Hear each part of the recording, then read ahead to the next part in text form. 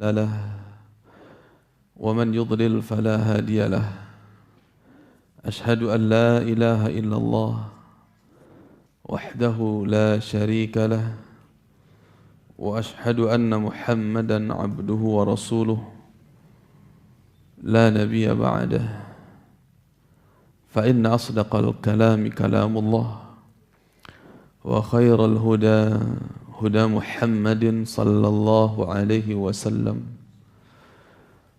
وشر الأمور محدثاتها فإن كل محدثة بدعة وكل بدعة ضلالة وكل ضلالة في النار أما بعد إخوة الإسلام والإيمان رحمني ورحمكم الله تعالى. Bapak-bapak, ibu-ibu, saudara-saudari, jamaah kaum muslimin dan muslimat, baik yang hadir secara langsung di majelis ini ataupun yang menyaksikan melalui media online, semoga Allah Subhanahu wa taala melimpahkan keberkahannya untuk kita seluruhnya.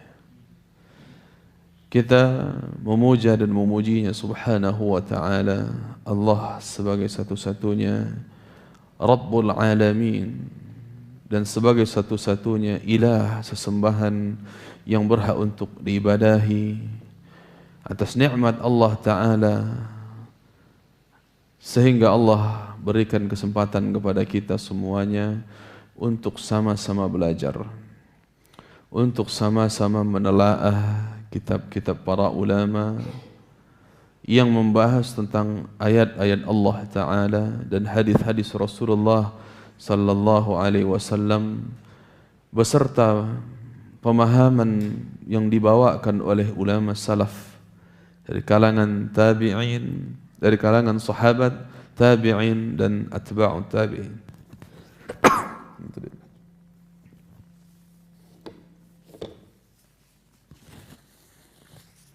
Kemudian semoga Allah Ta'ala sampaikan salawat dan salam kita untuk Nabi Muhammad sallallahu alaihi wasallam, untuk keluarga beliau, sahabat-sahabat beliau dan orang-orang yang mengikuti beliau sampai hari kiamat. Jamaah yang kami cintai dan kami muliakan karena Allah Subhanahu wa taala, setelah sebelumnya kita diizinkan oleh Allah Ta'ala untuk membahas pembahasan at-tawassul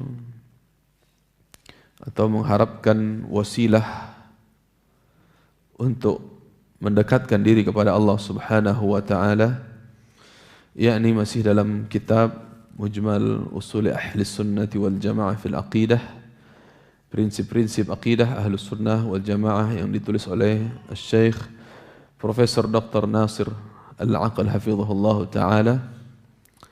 Tibalah kita pada kesempatan malam hari ini membahas poin yang ke-10, masih dalam pembahasan Tauhidul Iradit Talabi, tauhid dalam niat dan keinginan, dalam keinginan dan tujuan, di mana poin yang ke-10 Syekh hafizahullah taala mengatakan al-barakatu minallahi taala, keberkahan itu datangnya dari Allah Ta'ala. Yakhtassu ba'da khalqihi, di mana Allah mengkhususkan sebagian makhluknya, bima yasha'u minha, dengan berkah atau dengan barakah yang Allah kehendaki.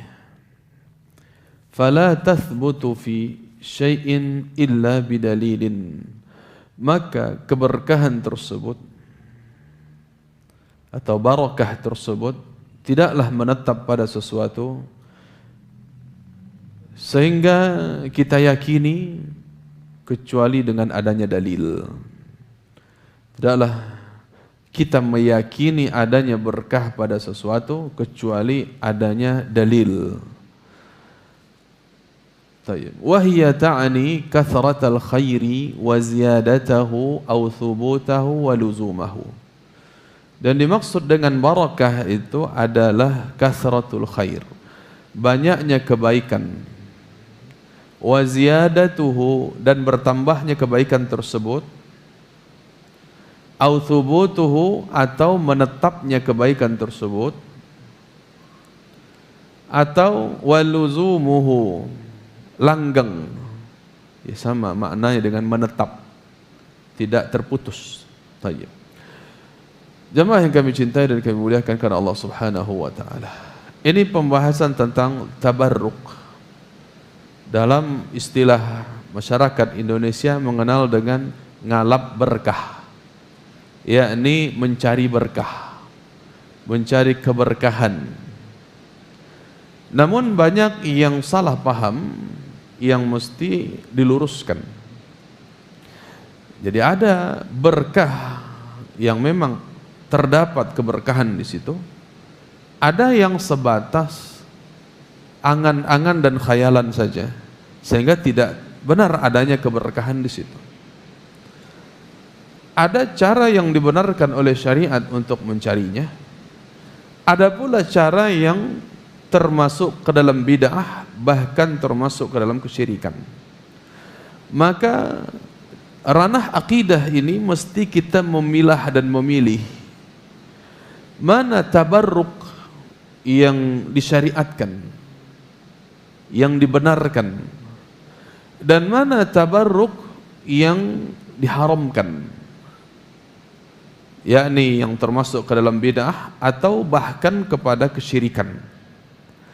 Maka ikhwatal Islam, jamaah kaum muslimin dan muslimat rahimani wa rahimakumullahu ta'ala, sebagaimana tadi sudah dibacakan bahwa al-barakah yakni kathratul khairi au ziyadatuhu au thubutuhu wa luzumuhu. Yang dimaksud dengan barakah adalah kebaikan yang banyak, kebaikan yang banyak, dan dia suka atau sering bertambah, dia senantiasa bertambah. Nah, begitu pula menetap sifatnya. Jadi sifatnya banyak, bertambah, menetap. Itu sifat dari kebaikan yang dikatakan barakah. Kebaikan ini bisa berupa harta, bisa berupa kesehatan, bisa berupa keberuntungan, kebahagiaan, dan hal-hal yang lain yang dinilai sebagai nikmat dari Allah Subhanahu wa taala. Ini sebuah kebaikan.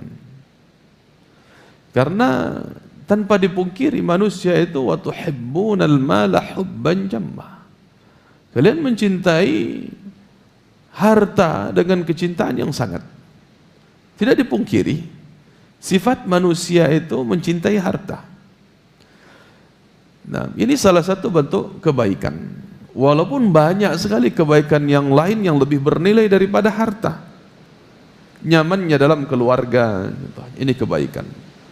Kendaraan yang membuat kita semakin taat kepada Allah Ta'ala, ini kebaikan. Adanya waktu luang yang kita manfaatkan untuk berbuat baik, ini pun kebaikan. Bukan sekadar kebaikannya, tapi waktu untuk melakukan kebaikan, itu pun nikmat dari Allah Subhanahu wa taala. Kesehatan dan seterusnya. Maka manusia secara fitrahnya condong mato kanan elok, kanan rancak. Ini sebuah fitrah manusiawi. Namun tentu jamaah yang kami cintai dan kami muliakan karena Allah Ta'ala, barakah tidak sebatas ketika adanya nikmat, tidak. Tetapi bagaimana nikmat itu bisa menghasilkan nikmat yang lain. Sebagaimana para ulama diantaranya Al-Hasan Al-Basri rahimahullah ta'ala mengatakan, fa inna min jazail hasanah al-hasanatu ba'daha. Begitu pula perkataan ini dinukilkan oleh Ibnu Rajab Al-Hambali rahimahullah ta'ala. Sesungguhnya balasan dari sebuah kebaikan adalah Allah berikan kemudahan kepadanya untuk melakukan kebaikan berikutnya. Balasan sebuah kebaikan yakni dimudahkan untuk melakukan kebaikan berikutnya. Nah, kalau satu kebaikan diikuti dengan kebaikan berikutnya, berarti dia bertambah dan bisa langgeng, menetap. Maka ini sebuah keberkahan dari Allah Subhanahu wa taala. Ada orang yang diberikan kesempatan untuk baca Al-Quran 3 hari, 4 atau 4 hari, 7 hari khatam, tapi sekali itu saja. Nah, ini belum tentu barakah. Karena tidak ada kelanggengan, tidak ada yang menetap. Karena Allah Ta'ala karena Nabi SAW katakan hadis riwayat Imam Muslim, ahabbul a'mali ilallahi adwamuha wa in qalla.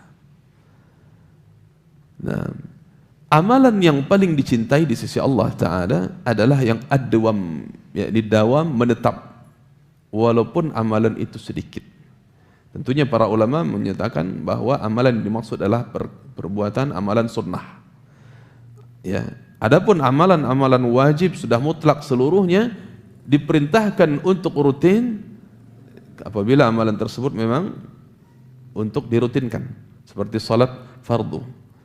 Dan dia harus bertambah terus, maksudnya berkelanjutan. Tayyib, istiqamah di atasnya. Nah, maka di antara keberkahan amalan seseorang terlihat dengan apakah dia bisa merutinkan amalan tersebut atau tidak. Ya, ini terkait dengan amalan-amalan sunnah, adab-adabnya, kemudian hal-hal yang lain yang disyariatkan dalam perkara-perkara seperti ini. Maka keberkahan itu tidak hanya menyangkut kepada apa yang dimiliki seseorang berupa sesuatu yang terlihat saja, hartakah atau ya, nikmat-nikmat yang terlihat, tidak, tetapi juga yang sifatnya batin, kebahagiaan, kesenangan, dan hal-hal yang lainnya yang mungkin luput dari pandangan manusia. Jamaah yang kami cintai dan kami muliakan karena Allah Subhanahu wa taala. Berarti adanya nikmat itu belum tentu berkah. Akan tetapi keberkahan itu ditandai dengan dia banyak kemudian bertahan. Tidak sekedar banyak saja, tetapi juga mesti bertahan dan senantiasa bertambah. Ini ciri-ciri keberkahan. Contoh, kadang orang dapat pitih, rasaki ula orang. Kini dapat banyak, sudah tu lalok lah. Lalok lo gak sebulan, gak 3 bulan baru dapat balik. Nah, ini belum dikategorikan ke dalam barakah. Nah, akan tetapi ada orang memang rezekinya sesekali seperti itu. Dia memang dagang yang memang barangnya laris sebulan sekali. Tapi ada rezeki-rezeki yang lain contoh. Dan kemudian rezeki tersebut membuat dia semakin taat kepada Allah Subhanahu wa taala dalam ibadah. Ini kebaikan yang membuahkan kebaikan lain. Maka salah satu ciri diterimanya amal di sisi Allah Ta'ala adalah apabila dia hari ini mudah melakukan kebaikan, dia akan dimudahkan melakukan kebaikan untuk besok bahkan waktu berikutnya. Tayyib, jamaah yang kami cintai dan kami muliakan karena Allah Subhanahu wa Ta'ala. Maka keberkahan atau barakah itu yakhtassu ba'dha khalqihi bima yasha minha. Allah Subhanahu wa taala meletakkan secara khusus kepada sebagian makhluknya sesuai dengan kehendaknya. Sesuai dengan kehendaknya. Allah letakkan keberkahan pada sesuatu. Insyaallah nanti akan kita rincikan apa saja keberkahan-keberkahan yang kita temui dalil-dalilnya. Fala tathbutu fi syai'in illa bidalilin.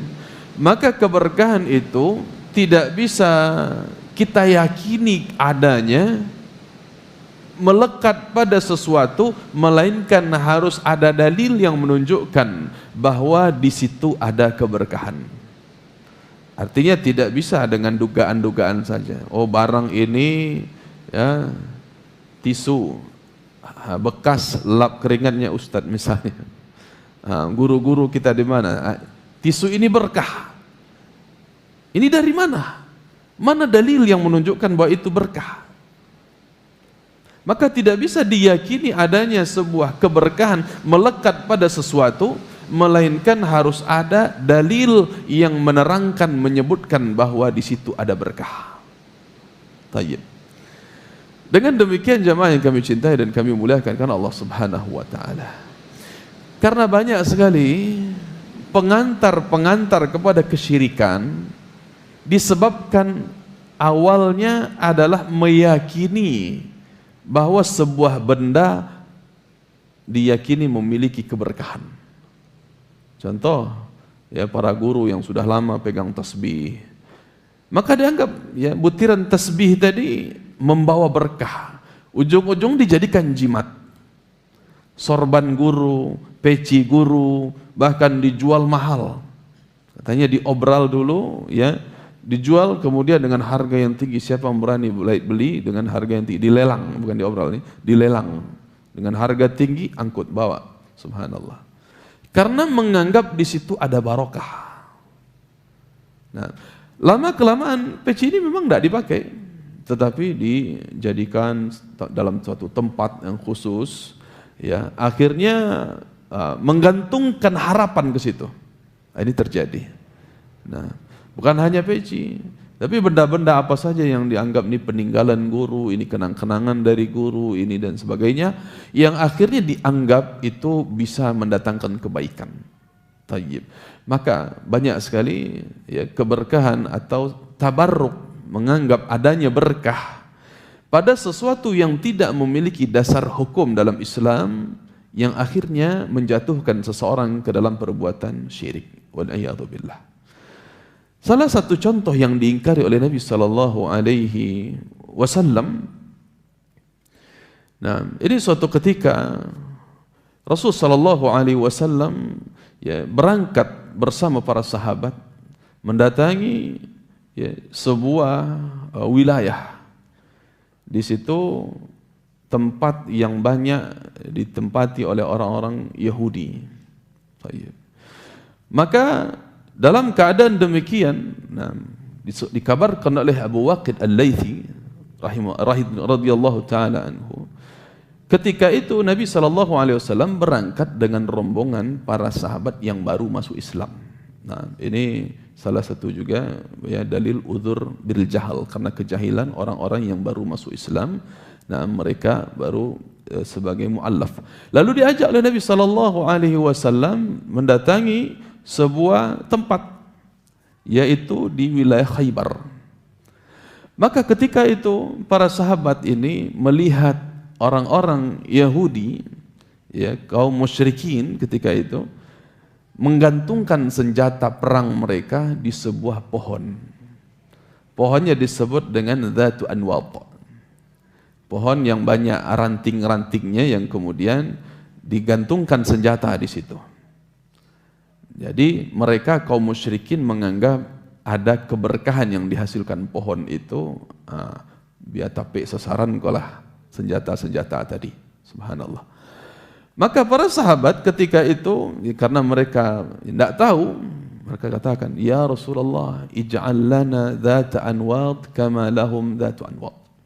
Wahai Rasulullah, ya, cobalah bikinkan pula untuk kita ini orang Islam pohon Dzatu Anwat seperti mereka.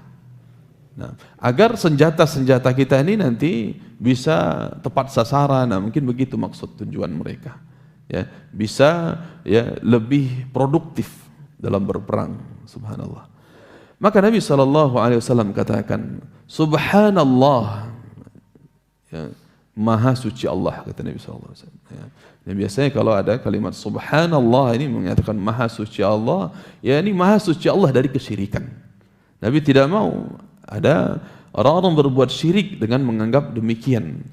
Hadza kama qala qaum Musa ij'al lana ilahan kama lahum alihah. Ketahuilah, kata Nabi SAW, perkataan anda seperti ini, buatkan untuk kami, jadikan untuk kami pohon Dzatu Anwat. Ini persis sebagaimana yang dikatakan oleh kaum Nabi Musa kepada Musa. Ij'al lana ilahan kama lahum alihah. Buatkan untuk kami Tuhan-Tuhan sebagaimana mereka punya Tuhan. Buatkan untuk kami Tuhan sebagaimana kaum musyrikin itu punya Tuhan-Tuhan yang banyak. Subhanallah. Maka Nabi SAW mengingkari hal demikian. Walladzi nafsi biyadihi latarkabunna sunnata man kana qablakum. Maka Nabi SAW katakan, demi Allah, demi zat yang jiwaku berada di tangannya, nanti kalian, yakni kaum muslimin, ya termasuk yang di akhir zaman, akan mengikuti kebiasaan-kebiasaan orang-orang sebelum kalian, yakni menganggap adanya ya sebuah pohon yang bisa menghasilkan barakah. Subhanallah. Maka dalam hal ini juga para ulama menyimpulkan, jemaah yang kami muliakan, kalau seseorang menganggap pohon itu atau suatu benda yang benda itu dianggap bisa mendatangkan keberkahan dengan sendirinya, maka itu syirik. Karena dia menganggap ada makhluk pencipta selain Allah Ta'ala. Tetapi apabila seseorang menganggap pada suatu benda ada keberkahan, akan tetapi tidak ada dalil dari Al-Quran dan Sunnah menyebutkan itu keberkahan, namun dia tetap meyakini keberkahan datang dari Allah, maka itu bid'ah. Dia meyakini pada benda ini, contoh tadi, ya Allah datangkan keberkahan melalui tisu, hasil lap keringat, sementara tidak ada dalil dari Al-Quran dan Sunnah, ya, maka itu bid'ah. Nah, yang syirik yang mana? Kalau dia menganggap tisu itulah yang mendatangkan berkah. Nah, ini memilah dan memilih, memisahkan kapan dia jatuh kepada bid'ah dan kapan dia jatuh kepada syirik. Kalau dia menganggap tisu itulah yang bisa dengan sendirinya menghasilkan berkah, atau keringat guru tadi yang bisa menghasilkan berkah, maka itu syirik. Baik. Tapi kalau dia beranggapan keberkahan memang tetap datang dari Allah Ta'ala, tetapi melalui benda ini, nah maka dalilnya tidak ada dari Al-Quran dan Sunnah, berarti bid'ah. Baik. Ini pengantarnya jemaah yang kami cintai dan kami muliakan karena Allah Subhanahu wa Ta'ala. Kita lihat dalam firman Allah Ta'ala surat Al-A'raf ayat 96. Allah Ta'ala berfirman, "Walau anna ahlal qura amanu wattaqaw lafatahna 'alaihim barakatin minas sama'i wal ard. Walakin kadzabu fa akhadnahum bima kanu yaksibun." Kalau sekiranya ahlul qura, kalau sekiranya penduduk suatu wilayah. Nah, Ibnu Katsir menyebutkan qura di sini, qaryah di sini bukan desa saja, bukan penduduk desa, tetapi wilayah, karena di kota pun ada wilayah-wilayahnya. Jangan sampai dikatakan ahlul qura di sini berarti cuma penduduk kampung-kampung saja. Orang kota tidak masuk dalam ayat ini, tidak. Tayyib. Maka yang dijelaskan yang lebih pas terjemahnya adalah penduduk sebuah wilayah, bukan penduduk pedesaan. Kalau sekiranya penduduk sebuah wilayah ya, bertakwa, amanu wattaqaw, beriman dan bertakwa,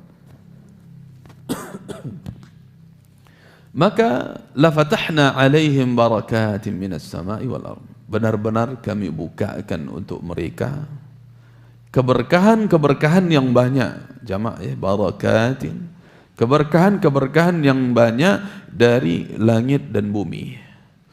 Walakin kadzabu, akan tetapi mereka mendustakan, tidak mau beriman.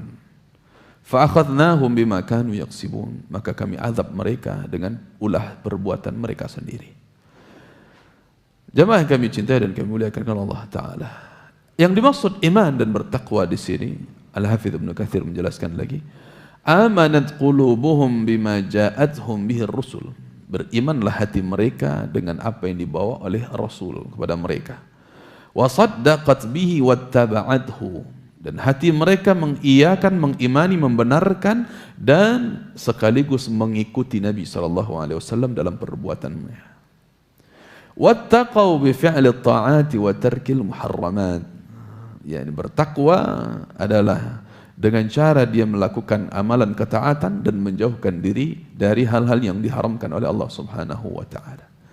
Apabila penduduk sebuah wilayah, sebuah negeri melakukan hal demikian, la fatahna 'alaihim barakatin minas sama'i wal ard. Kami bukakan untuk mereka keberkahan-keberkahan dari langit dan bumi. Maksudnya apa?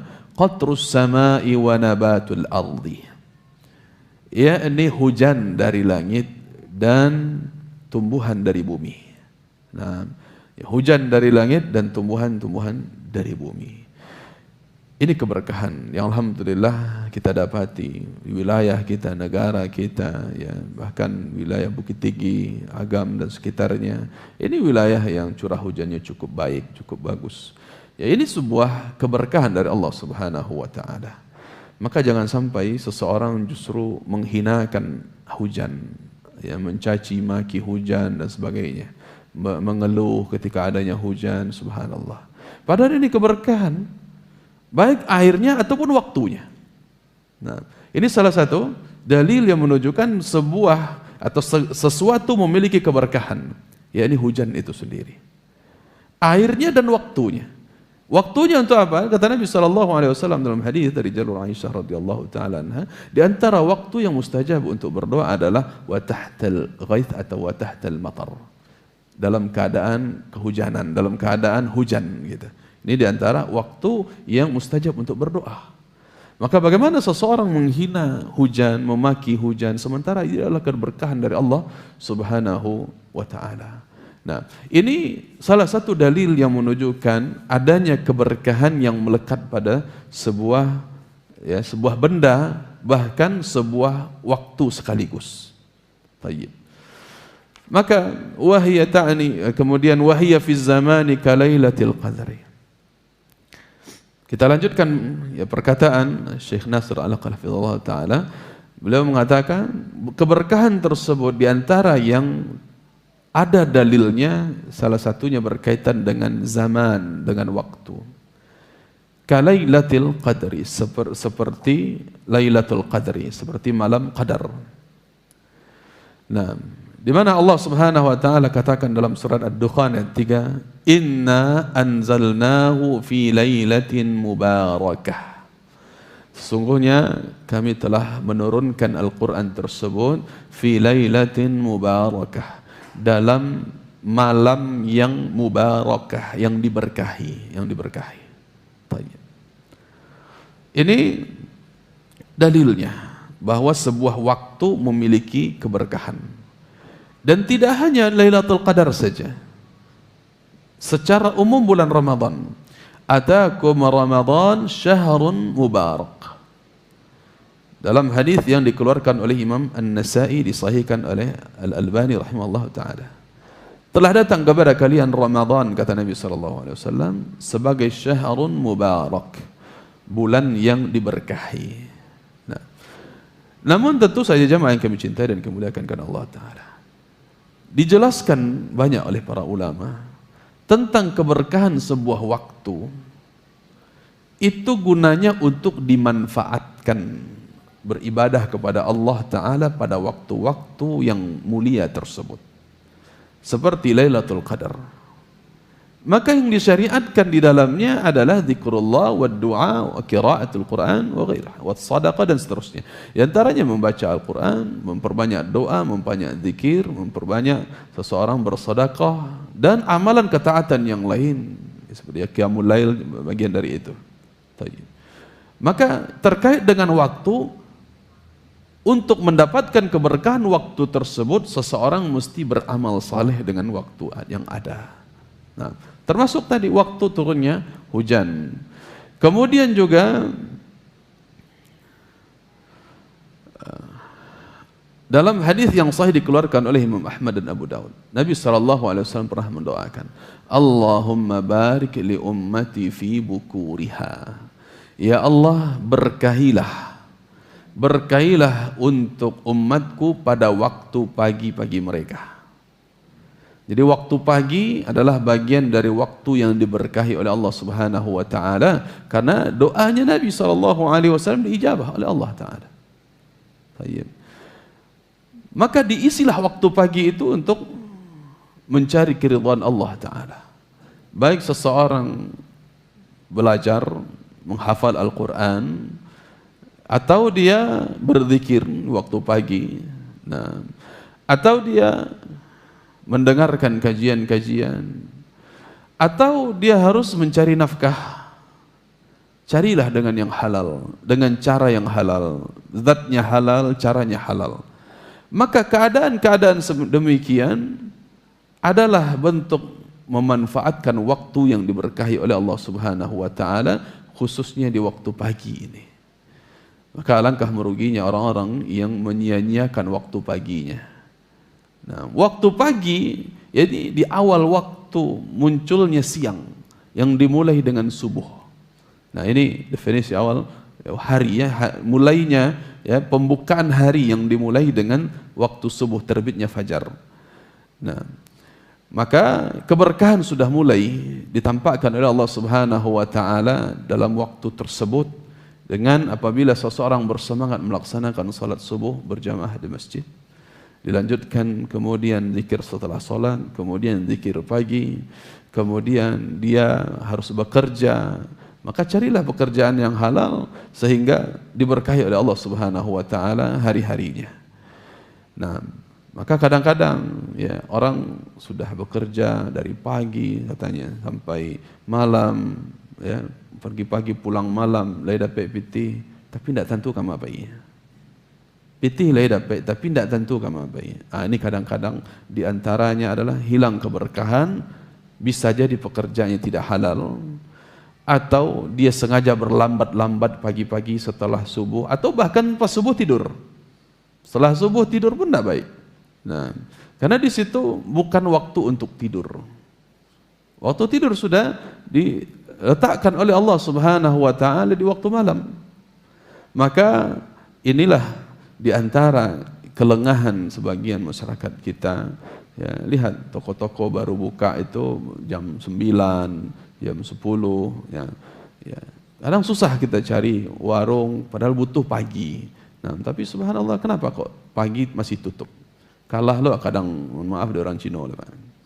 Cina malah mereka ya disiplin buka toko. Jam 6 kan lo buka tokonya. Tayyib. Anda wak kadang jam 6 tuh mah bian kopi sekali. Enggak sampai sekali setengah kali. Sampai jam 9 dia. Beko laga paneh hari seketik baru ke sawah. Baru coba menukang.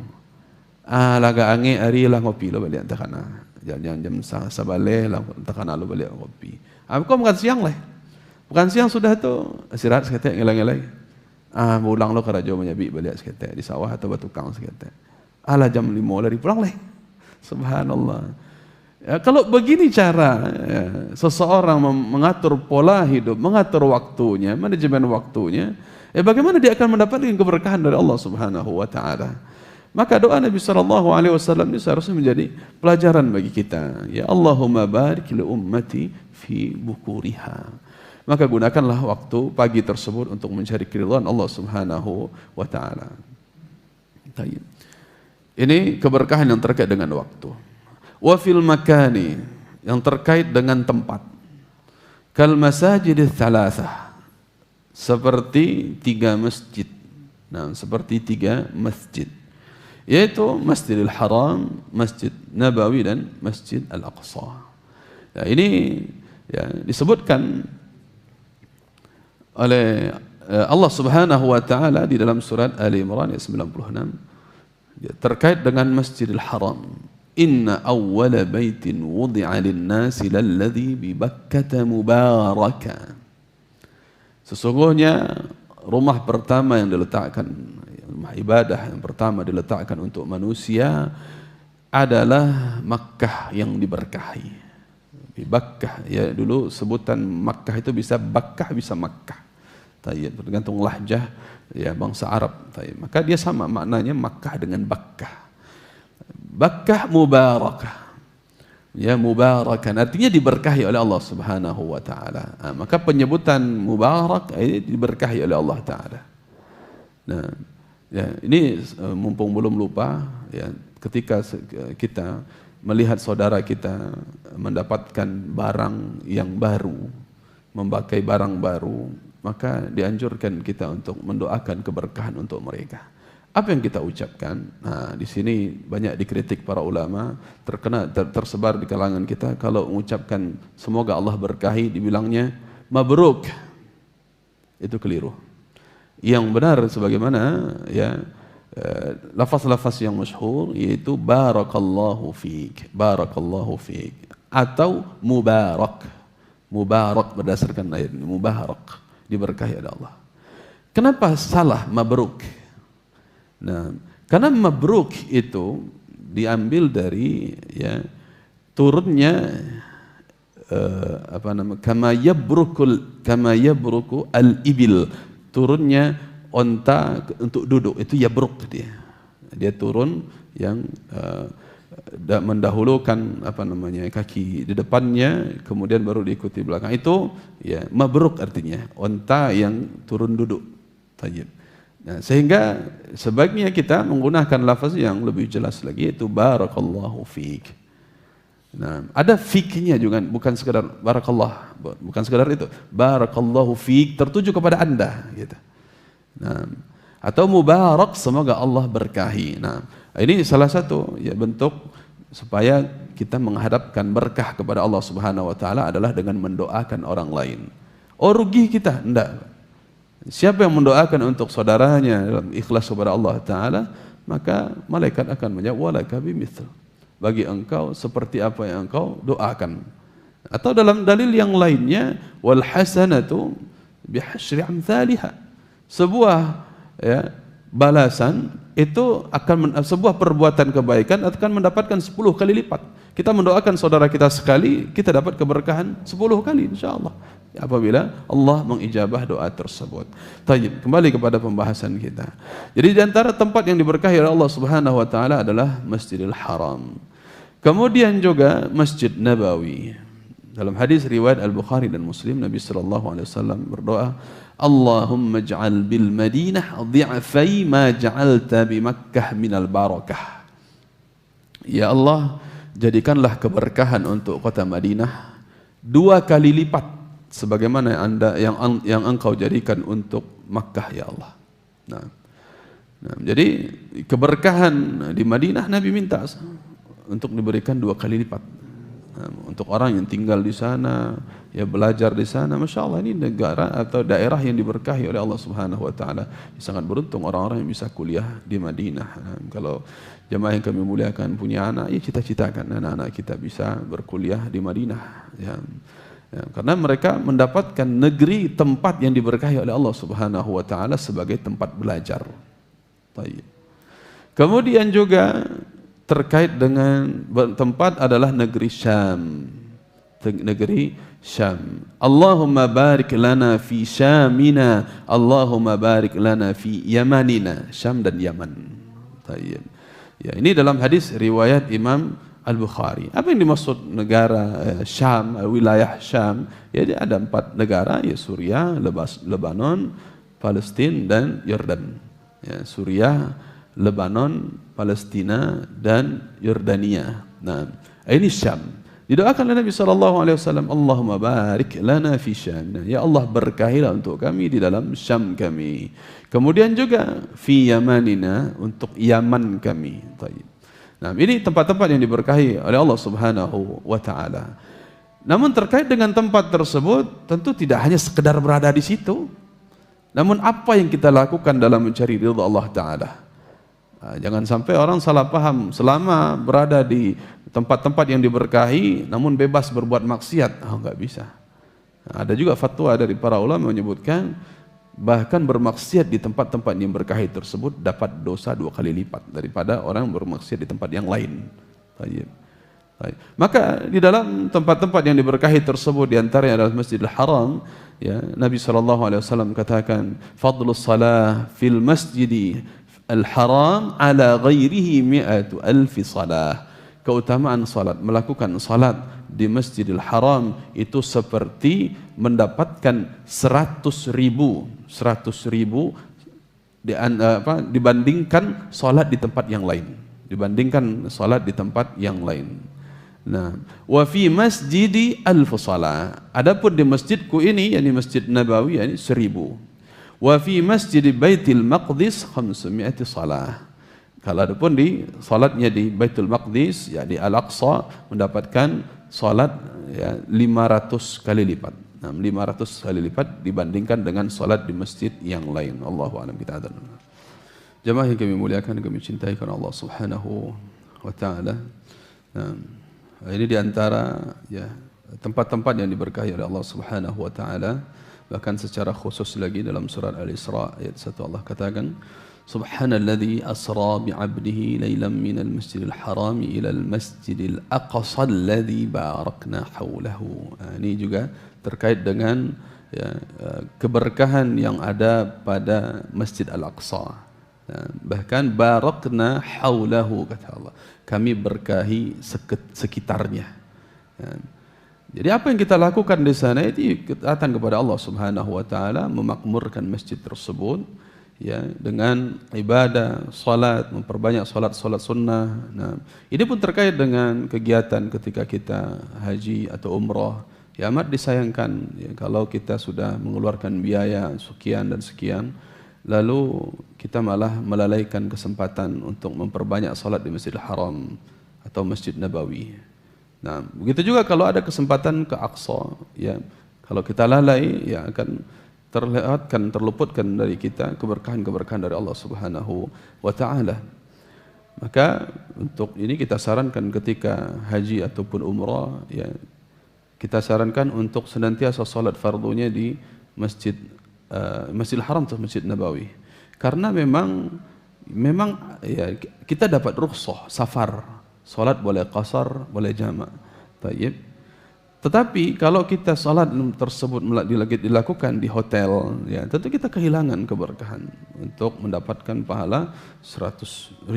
Nah, begitu juga di Masjid Nabawi, kehilangan kesempatan ya 1000 kali lipat daripada salat yang dilakukan di tempat yang lain di tanah air. Ya. Maka ini tempat-tempat yang spesial, maka kita pun gunakan untuk ibadah yang spesial. Jadi keberkahan di sana adalah dengan ketaatan kepada Allah Subhanahu wa taala, bukan malah sibuk foto-foto, ya selfie, atau sibuk untuk apa? Sekedar menghabiskan waktu mencari oleh-oleh saja setiap dalam 1 hari 2 hari, rugi kita. Nah, kalaupun bawa oleh-oleh ya secukupnya, bukan untuk itu kita berangkat ke sana. Kalaupun ada ya tafadhal, ada waktu yang jangan kita habiskan waktu untuk itu, tapi ya sedikit waktu saja mungkin tidak ada masalah. 1 jam kita di luar, ya ini kita manfaatkan untuk hal yang lain. Tapi kalau untuk ibadah ini mesti diperbanyak. Wa fil asya'i kama Zamzam. Begitu pula barakah yang terdapat dalil di dalamnya yang melekat pada sebuah benda, yakni seperti air Zamzam. Dalam hadis sahih dikeluarkan oleh Imam Muslim, Nabi SAW bersabda, "Innaha mubarakun, innaha ta'mu ta'min." Innaha mubarakun, innaha ta'mu ta'min. Ketika Nabi SAW ditanya tentang air Zamzam, ya beliau menyebutkan hal ini. Air ini, yang air Zamzam yang banyak ini adalah air yang diberkahi, mubarak, air yang diberkahi. Dan dia adalah ta'amu ta'min, makanan yang memiliki protein tinggi. Ya, itu kalau kita terjemahkan secara bebasnya. Ya, karena dia, kenapa air kok dikatakan makanan gitu? Dia air, tapi Nabi membahasakan ta'amu ta'min. Karena ada kandungan yang besar di dalamnya yang dimiliki oleh air Zamzam tidak dimiliki oleh air yang lain, bahkan tidak dimiliki oleh makanan manapun. Sehingga beberapa survei orang, penelitian ya riset dilakukan tentang air Zamzam. Ya ini memang airnya spesial. Nah, tidak bisa disamakan dengan air yang lain ya, walaupun orang sekarang bikin ya kadar pH air yang dirubah, yang dinaikkan ya menjadi pH berapa? 9. Nah, ini enggak sampai mencapai ya keberkahan yang ada pada air Zamzam. Jadi ini air yang khusus.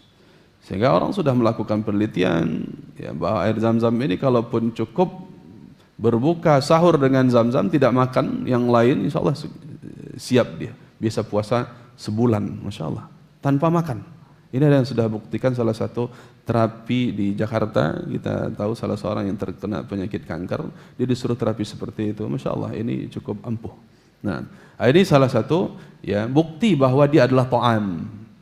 Orang kan selama ini kalau tidak makan berhari-hari bisa meninggal. Nah, tapi air Zamzam, masya Allah, air Zamzam dia bisa menggantikan makanan. Allahu a'lam. Begitu juga ya ma'u Zamzam lima syuriba. Terkait dengan air Zamzam, Nabi SAW mengatakan air Zamzam itu mendatangkan kebaikan sesuai dengan untuk apa dia diniatkan. sesuai dengan niat yang kita tujukan.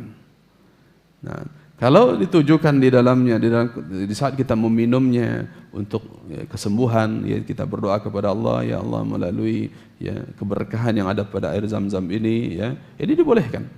Maka dia tergantung untuk apa dia diniatkan ketika meminumnya. Ma'u Zam-Zam lima syuribalahu. Nah, begitu juga jemaah yang kami cintai dan kemuliakan karena Allah Subhanahu wa taala, ya tidak menutup keberkahan juga ya, yang sebagaimana yang kita sampaikan di awal tadi terkait dengan air hujan itu sendiri. Ya, itu juga terdapat keberkahan di dalamnya. Secara khusus Allah Subhanahu wa taala katakan dalam surat Qaf ayat 9, "Wa nazzalna minas sama'i ma'an mubaraka." Dan telah kami turunkan dari langit air yang diberkahi, air hujan. Maka air hujan ini sesuai dengan fungsinya. Seseorang ya bisa melakukan mandi secara langsung, tidak ada masalah. Jadi jangan ya menganggap ya sebuah keyakinan kalau mandi hujan tidak mampu adanya. Nah, bukan itu masalahnya. Nah, kadang setelah mandi hujan, baju yang terkena air hujan itu lama lo diganti, itu namanya mendingin. Ya sudah mandi hujan, digantilah baju. Ya, jadi bukan air hujan yang salah, tetapi sikap kita di dalam menyikapi suasana ketika itu. Nah, ini atau kadang-kadang air hujannya sudah bercampur dengan karek-karek atau seng ya, dengan karat. Nah, kadang ini juga bisa ya merubah senyawa air tersebut. Maka dalam riwayat-riwayat yang ada, Nabi SAW pernah ketika hujan itu membuka imamah beliau, ya untuk langsung air hujan terkena kepala beliau. Dan ini diikuti para ulama. Kita lihat sebuah video, ya kalau tak salah itu Syekh Muhammad bin Shalih Al-Utsaimin ketika hujan, ya beliau membuka ya, sorban imamah.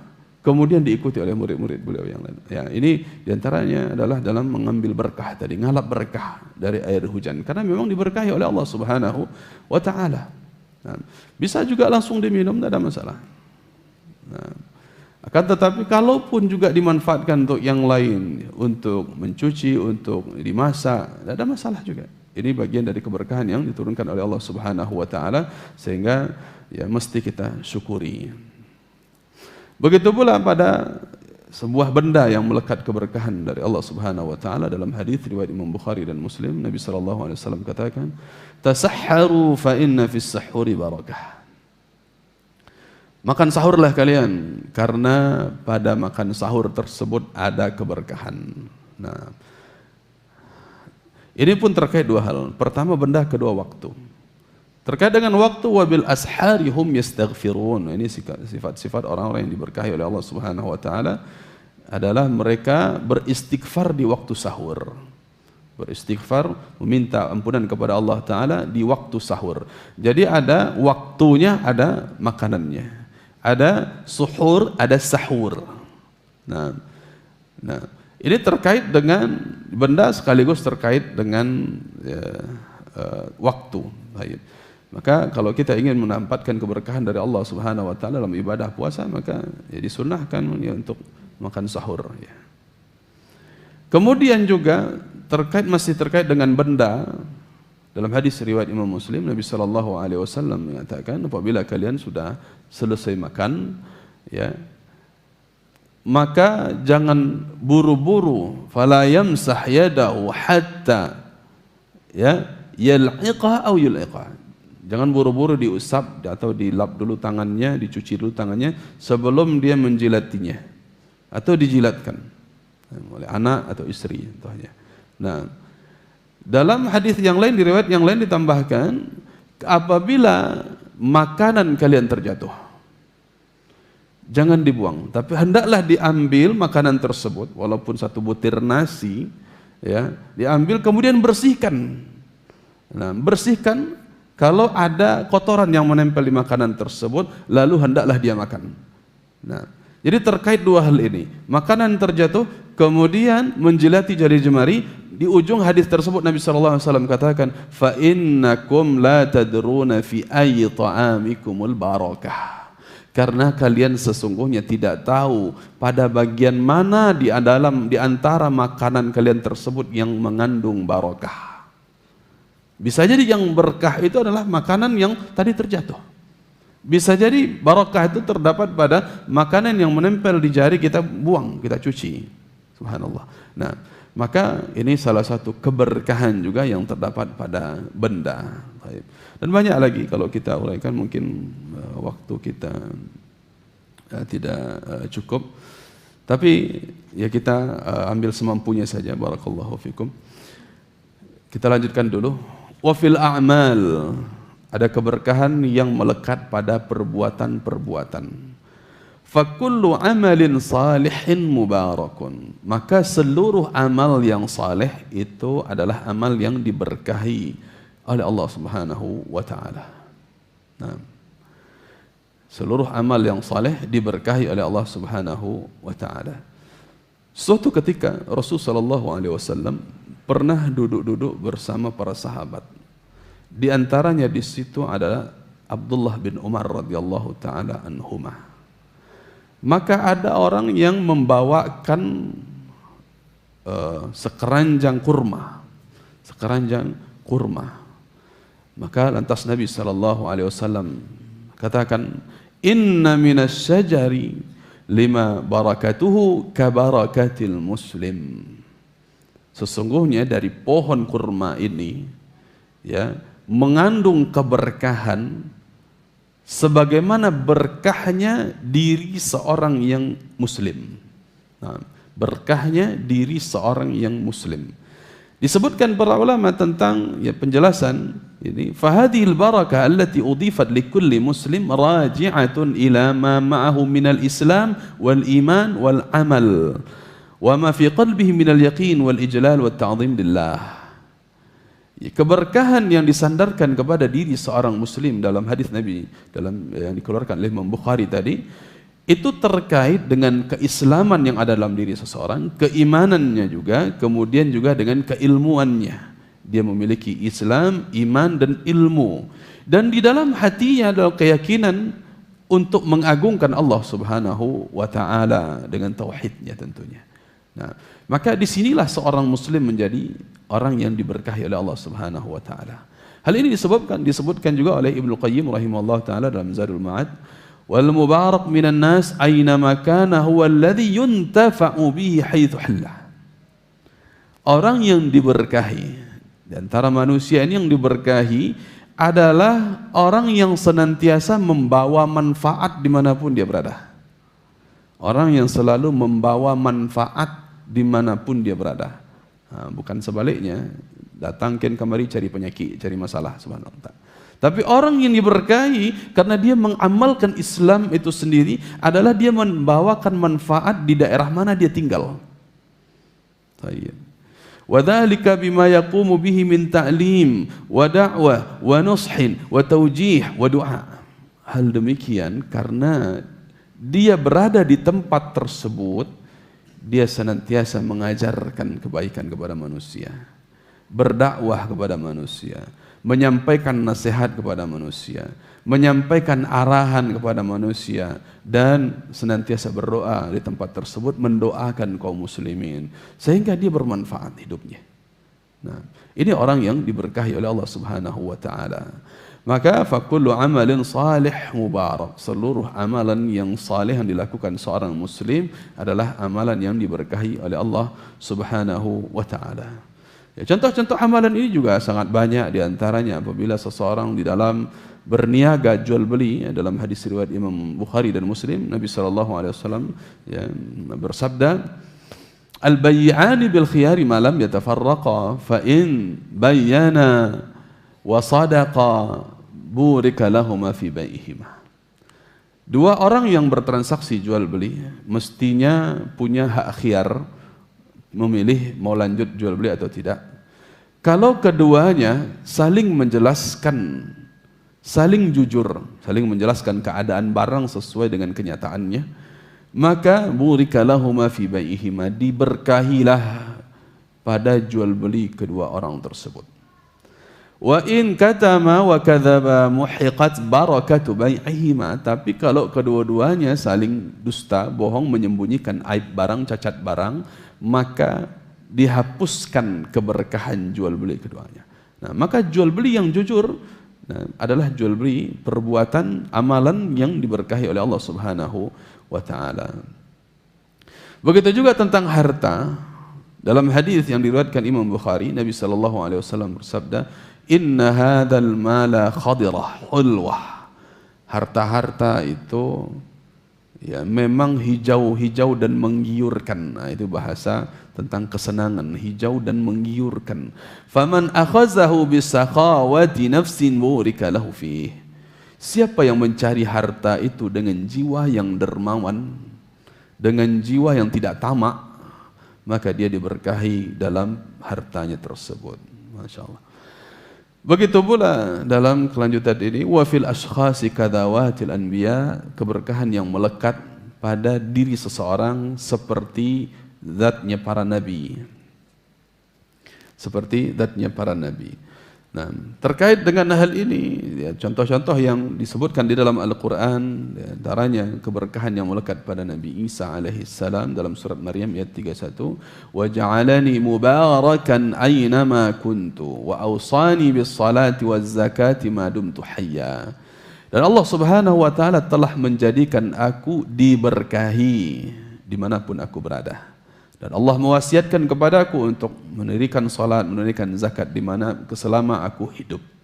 Nah, jadi ada keberkahan yang melekat pada diri Nabi Isa alaihi assalam. Akan tetapi tentu saja keberkahan ini, kata beliau, wa ja'alani, Allah yang menjadikannya untukku. Ya, bukan berarti beliau yang menciptakan keberkahan itu sendiri. Tidak. Ini membuktikan bahwa beliau tidak pernah menyuruh orang untuk menyembah beliau. Tapi beliau katakan wa ja'alani, Allah menjadikan saya mubarakan, diberkahi. Begitu pula pada diri Nabi Ibrahim alaihi salatu wassalam, wa barakna alaihi wa ala Ishaq wa min dzurriyyatihima muhsin wa zalimun li nafsi mubin. Tayyib. Dan kami berkahi kepadanya. Ya, ini sebelumnya disebutkan tentang Nabi Ibrahim. Kemudian wa ala Ishaq, juga kepada Nabi Ishaq. Wa min dzurriyyatihima, dan untuk keturunan keduanya, keturunan Nabi Ibrahim dan Nabi Ishaq. Mereka adalah orang-orang berbaik, ya. Ada di antara mereka yang berbuat baik, namun ada juga di antara mereka yang zalim kepada diri sendiri. Tayyib. Ataupun terkait dengan zatnya Nabi Muhammad sallallahu alaihi wasallam, ya, dalam hadis sahih diriwayatkan oleh Imam Muslim, satu ketika, ya, anna Sulaim akhadat tunashifu araqan Nabi sallallahu alaihi wasallam fatadahu fi qawaririha tarju barakataha. Nah, ini terkait dengan, ya, kisahnya Sulaim. Suatu ketika Nabi sallallahu alaihi wasallam datang ke rumah Sulaim, namun ketika itu hanya ada para sahabat dan tidak ada Sulaim di rumah. Nah, Nabi sallallahu alaihi wasallam istirahat sejenak, ya, minjam istirahat di ranjang dipannya tempat Sulaim. Nah, jadi Sulaim tidak sedang di rumah ketika itu. Nabi karena kelelahan, ketiduran, keluar keringat. Nah, tidur, kemudian keluar keringat yang banyak sampai menggenangi tikar alas ranjang tersebut. Kemudian para sahabat berjaga-jaga sampai datang Sulaim. Nah, dikabarkan ada Nabi SAW sedang tidur di sana. Maka Sulaim memasuki tempat itu, kamar tersebut, ya, tentu ada para sahabat yang lain. Namun Sulaim melihat cucuran keringat Nabi SAW yang menggenang itu, beliau ambil dengan sebuah kain, nah, supaya menyerap ke kain itu, lalu beliau peras. Ya, ini yang disebut tunashifu araqa. Beliau peras keringat Nabi SAW masuk ke dalam botol, dimasukkan ke dalam botol. Nabi SAW terbangun melihat, apa yang Anda lakukan? Maka Sulaim mengatakan, ya Rasulullah, izinkan aku membawa keringat ini sebagai harapan keberkahan untuk anak-anakku. Nah, maka Nabi SAW katakan, asabti, engkau benar. Dibenarkan oleh Nabi SAW. Ini menunjukkan bahwa, ya, tubuhnya Nabi SAW semasa hidup beliau itu memiliki keberkahan dari Allah Subhanahu wa taala, sehingga para sahabat ada yang mencium tangan beliau, ada yang mengambil air bekas wuduk beliau, ada yang mengambil keringat beliau, ada yang sengaja menempelkan badan beliau dengan badan para sahabat dengan badan beliau. Nah, ini dalam rangka juga mengharapkan keberkahan yang tentunya mereka menganggap ini keberkahan dari Allah Subhanahu wa taala. Tayyib. Ini jelas dalil-dalilnya ada. Tayyib. ولا يجوز التبرك بالأشخاص لا بذواتها ولا آثارها إلا بذات النبي صلى الله عليه وسلم ومن فصل من بدنه من ريق وعرق وشعر إذ لم يرد الدليل إلا بها ولقد انقطع ذلك بموته صلى الله عليه وسلم وذهاب ما ذكر. Dan perlu diketahui, kata Syekh rahimahullah hafizahullah taala di sini, wala yajuzu tabarruk bil ashkhas, tidak boleh seseorang itu mengambil berkah dari diri seseorang, dari diri orang lain, kecuali dari diri Nabi sallallahu alaihi wasallam. Jadi khusus diri Nabi saja. Karena tidak ada satupun riwayat yang menyebutkan para sahabat mengambil berkah dari sahabat yang lain, dari diri mereka sendiri. Ya, tidak ada sahabat yang mengambil keberkahan dari keringatnya Abu Bakar, nggak ada. Nah, jadi tidak ada riwayat yang menyebutkan satupun para sahabat berlomba-lomba mengambil keberkahan dari tubuh sahabat yang lain. Nah, maka illa bidzatin Nabi sallallahu alaihi wasallam. Ini dikhususkan keberkahan tersebut ada pada Nabi sallallahu alaihi wasallam, tidak pada yang lain. Wa man fasala min badanihi, begitu pula dengan apa yang telah terpisah dari badan beliau, seperti riq tadi, air ludah, ataupun araq, yakni keringat, ataupun sya'ar, rambut. Idh lam yaridud dalil illa biha, ya, karena tidak ada dalil melainkan itu yang ada dalam riwayat-riwayatnya. Wa qad inqata'a dzalika bi mautihi, dan hal itu telah terputus, keberkahan tersebut telah terputus ketika wafatnya Nabi sallallahu alaihi wasallam dan ketika telah lenyap apa yang disebutkan tadi. Maka jamaah yang kami cintai dan kami muliakan karena Allah Subhanahu wa taala, ini batasan-batasan yang seorang muslim tidak boleh ghulu, tidak boleh berlebih-lebihan di dalam masalah itu. Nah, jadi jangan samakan seseorang dengan Rasul sallallahu alaihi wasallam. Ini kekhususan beliau. Dan ini bahkan sebagai mukjizat Nabi sallallahu alaihi wasallam yang tubuh beliau diberkahi oleh Allah Subhanahu wa taala.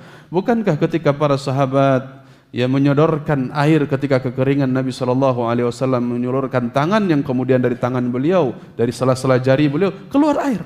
Ini mukjizat dari Allah Subhanahu wa taala sebagai kekhususan Nabi Muhammad sallallahu alaihi wasallam. Ya, tidak sembarang orang. Ya, begitu pula Nabi sallallahu alaihi wasallam yang dalam kisah perang Khandaq, Nabi sallallahu alaihi wasallam menyambut jamuan Jabir bin Abdullah radhiyallahu taala anhu.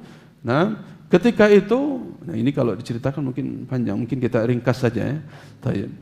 Nah, dalam hadis yang sahih riwayat Bukhari dan Muslim, ketika Nabi sallallahu alaihi wasallam bersama para sahabat menggali parit untuk persiapan perang Khandaq. Ada batu yang sangat besar yang harus dipecahkan, tidak sanggup para sahabat.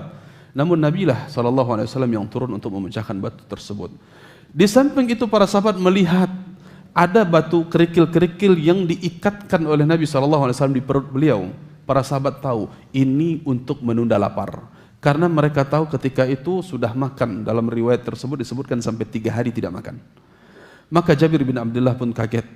Ya, ingin sekali memberikan makanan untuk Rasul dan para sahabat yang ada. Akhirnya beliau pulang ke rumah, meminta izin kepada Nabi sallallahu alaihi wasallam, meminta izin untuk pulang ke rumah. Nabi izinkan. Ditanya kepada istri beliau, "Adakah makanan kita?" Maka istri beliau mengatakan, "Kita cuma punya tepung, gandum dan 1 ekor kambing kecil." Maka istri beliau membuatkan makanan yang diolah dari gandum tersebut, kemudian dibuatkan pula ya olahan dari kambing itu. Namun dipesankan, ini cuma bisa untuk 1-2 orang saja. Kambing kecil, bahkan dalam riwayat itu anak kambing. Nah, ini cuma bisa untuk 1 atau 2 orang saja. Ya Rasul. Maka Jabir bin Abdullah radhiyallahu taala anhu datang kepada Nabi sallallahu alaihi wasallam ngajak makan. Ya Rasulullah, kami ingin mengajak Anda pulang makan ke rumah kami. Nah, dan ini cuma porsinya bisa Anda mengajak 1 atau 2 orang lagi saja. Nah, akan tetapi Nabi sallallahu alaihi wasallam dengan semangatnya mengajak para sahabat yang lain, tidak mau hanya makan sendiri. mengajak para sahabat yang lain. Nah, kagetlah Jabir bin Abdullah radhiyallahu taala anhu ketika itu, bagaimana mungkin seluruh sahabat yang jumlahnya 70 bahkan sampai 80 orang ini bisa makan dengan hidangan yang cuma cukup untuk 2 atau sampai 3 orang saja. Nah, maka Nabi SAW ketika sebelum sampai di tempat itu memesankan kepada Jabir bin Abdullah, katakan kepada istri Anda, biarkan makanan itu ditungkunya, jangan diangkat dulu dan tutup. Nah, sampai Nabi SAW di sana, kemudian para sahabat sudah berbondong-bondong juga datang untuk makan. Nabi SAW mengambil ya secara tersembunyi di balik penutup makanan tadi, diambil potongan daging, diambillah potongan gandum yang buat sebagai roti tadi ya kalau boleh dikatakan roti. Maka diberikanlah kepada sahabat, ya satu orang diberikan. Setiap kali diberikan cukup mereka makan sampai kenyang. 70 sampai 80 orang. Diberikan cukup makan sampai kenyang. Setelah semuanya makan, Nabi SAW katakan kepada Jabir bin Abdullah, ini sisa untuk engkau dan keluargamu dan masih banyak yang bisa engkau berikan untuk orang-orang yang kelaparan hari ini. Masya Allah. Nah, ini salah satu bentuk keberkahan Nabi SAW yang memang sebagai bukti mukjizat dari Allah Subhanahu wa taala yang tidak dimiliki oleh orang-orang yang lainnya. Kemudian masih terkait dengan yang sama di poin yang ke-11 sebagai penegasan saja. At-tabarruku minal umuri tauqifiyah fala yajuzu at-tabarruku illa bima warada bihi dalil. Tabarruk ini mengambil atau mengalap berkah adalah perkara-perkara tauqifiyah. yakni perkara yang bukan ranah ijtihadiyah, bukan bentuk upaya orang mencari-cari menentukan di tempat ini ada berkah, di tempat ini ada berkah, bukan dengan zon saja, tetapi sifatnya tauqifiyah, yakni mesti berdasarkan kepada dalil-dalil yang sahih, baik dari Al-Quran ataupun dari hadis-hadis Nabi sallallahu alaihi wasallam. Fala yajuzu tabarruku illa bima warada bihi dalil, maka tidak boleh seseorang mengambil berkah, mengharapkan keberkahan kecuali pada sesuatu yang memang sudah ada dalil yang sahih tentangnya. Wallahu taala alam. Kita lihat tanya jawab waktu sisa 7 menit.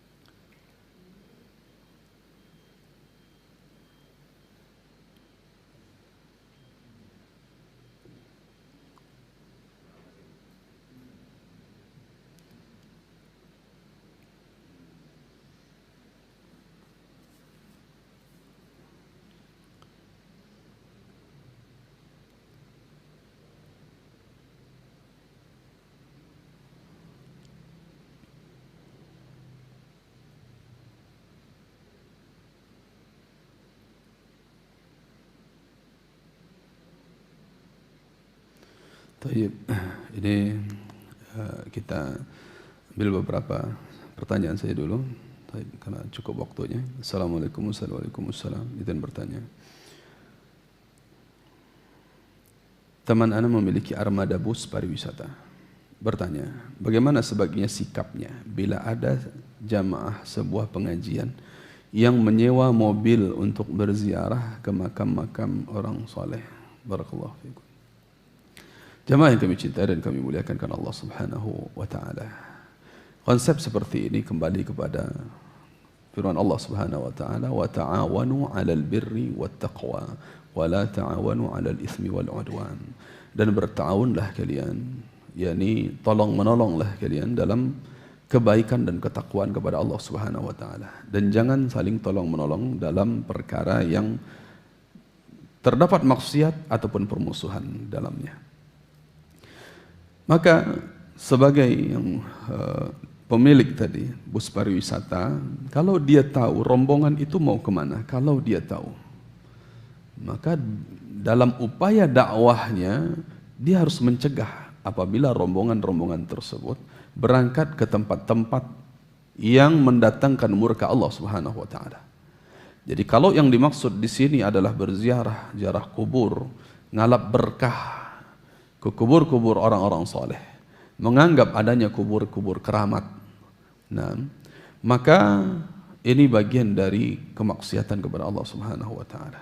Karena tidak ada satu dalil pun yang menunjukkan kuburan-kuburan tertentu memiliki karamah, barokah, tidak ada. Tidak ada satu dalil pun menunjukkan kuburan ya, yang terkait dengan kuburan ya, yang mengandung barokah di situ. Sehingga tidak ada dalam Islam istilahnya kuburan keramat, itu tidak ada. Ataupun tempat-tempat yang lain di dalamnya bukan cuma kuburan saya dikunjungi, tapi kadang sapi, Pak. Nah, sapi atau kerbau, subhanallah. Dianggap kerbau ini mendatangkan barokah. Jadi orang mengusap punggungnya, bahkan naudzubillah, mohon maaf, mengambil kotorannya, ya dilapkan ke badan, atau bahkan sampai ada yang mengkonsumsinya, subhanallah. Karena menganggap di situ ada barokah. Ini tadi yang ya, kita sampaikan di awal, ya, perkara-perkara yang menjuruskan kepada kesyirikan, bahkan sudah termasuk kepada kesyirikan itu sendiri. Kalau kita tahu ada orang-orang yang ingin menggunakan fasilitas kita, milik kita, barang-barang kita untuk maksiat kepada Allah Subhanahu wa taala, maka haram kita untuk memberikan layanan tersebut. Nah, contohnya ya, kalau kita pegang pisau atau orang datang ke kita minjam pisau, untuk apa pisau kau? Itu untuk membunuh dunsana aja. Hah, kau aja pisau tuh. Kan enggak akan kita berikan.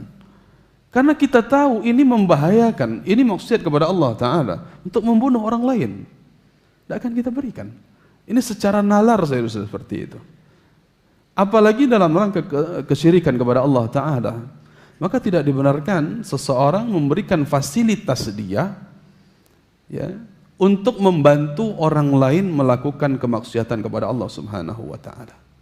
Ini yang dimaksud dengan wa ta'awanu 'alal birri wat taqwa tadi, bagian dari bertawun di atas kebaikan dan ketakwaan kepada Allah Subhanahu wa taala. Termasuk rumahnya kalau dijadikan tempat penginapan di situ. Ya, orang ada kunjungan, untuk apa dia kunjung? Kita tahu. Dia ziarah kubur lah, dia ada safar tanpa mahram lah. Kemudian kita berikan penginapan nih. Kita termasuk ta'awun di atas dosa dan kemaksiatan, permusuhan kepada Allah Subhanahu wa taala. Tapi lain kasusnya, kalau memang armadanya tidak tahu atau pemilik armada ini tidak tahu, ya ini untuk apa, kemana, ya yang penting berangkat saja. Sewa mobil berapa satu bus, misalnya 4 juta, sewa berapa per hari, pakailah gitu. Pakai sopir enggak? Pakai, ya bawa sopir sekalian. Itu saja, ya berarti dia enggak tanya, enggak tahu kemana, ya enggak ada masalah. Nah, yang penting dipakai sehingga pemanfaatannya adalah uruf. Hukumnya kembali kepada al-adah muhakkamah, kembali kepada hukum kebiasaan. Mobil dipakai biasanya untuk jalan-jalan. Nah, mobil pariwisata namanya, mobil untuk apa? Wisata. Dipakai untuk jalan-jalan. Nah, itu maka pemiliknya berhusnudzon, ini memang untuk jalan-jalan, tidak ada masalah, mubah dia. Nah, tapi kalau yang tadi yang dipermasalahkan adalah ketika dia tahu. Allahu a'lam. Baik, barakallahu fiikum jamaah yang kami cintai dan kemuliakan karena Allah Ta'ala. Karena keterbatasan waktu dan keterbatasan kami juga dalam menjawabnya, mudah-mudahan Allah Ta'ala memberikan kemudahan untuk kita seluruhnya untuk membahas apa yang belum kita bahas. Semoga Allah Ta'ala memberikan keberkahan untuk hidup kita, keberkahan untuk waktu kita, keberkahan untuk usia yang Allah berikan untuk kita seluruhnya. Dan semoga kita senantiasa tidak bosan-bosan meminta berkah kepada Allah Subhanahu wa Ta'ala. Mintalah keberkahan itu, baik itu untuk harta kita, atau untuk makanan yang kita makan, atau untuk apa saja yang Allah berikan nikmat kepada kita ketika hidup di dunia tersebut. Barakallahu fiikum, salah dan kurang kami mohon maaf. Assalamualaikum warahmatullahi wabarakatuh.